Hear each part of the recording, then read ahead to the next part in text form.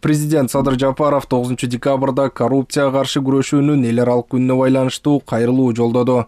Урматтуу мекендештер, кымбаттуу кыргызстандыктар, бүткүл дүйнө жүзүндө башкаруунун, экономикалык өнүгүүнүн жана социалдык адилеттүүлүктүн негиздерине доо кетирген эң коркунучтуу жана кыйратуучу көрүнүштөрдүн бирине чечкиндүүлүк менен каршы турууга чакырган коррупцияга каршы күрөштүн эл аралык күнү. Коррупция бул жөн гана мыйзам бузуу эмес. Бул мамлекетибиздин туруктуулугу менен келечегине коркунуч туудурган кооптуу көрүнүш. Ал элдин бийликке болгон ишенимин талкалайт, коомдук жана экономикалык механизмдерди алсыратат, өнүгүүгө тоскоол болуп, ар бир жаранга зыян келтирет. Кыргыз Республикасында коррупцияга каршы күрөшүү артыкчылыктуу багыттардын бири болуп саналат. Биз өнүккөн мамлекетти куруу үчүн мыйзамдуулуктун жана адилеттүүлүктүн негиздерин чыңдоого, мыйзам алдында бардыгынын теңдигин камсыз кылууга, жарандардын ишенимине доо келтирген бардык көрүнүштөрдү жоюуга багытталдык. Акыркы жылдары мамлекеттик органдардын ишинин ачыктыгын жогорулатуу боюнча олуттуу кадамдар жасалды. Коррупциялык тобокелдиктерди жоюп, көзөмөлдүү жоопкерчиликти күчөтө турган электрондук өкмөт системасы өнүгүп, кызматтар ортомчуларсыз көрсөтүлүүдө.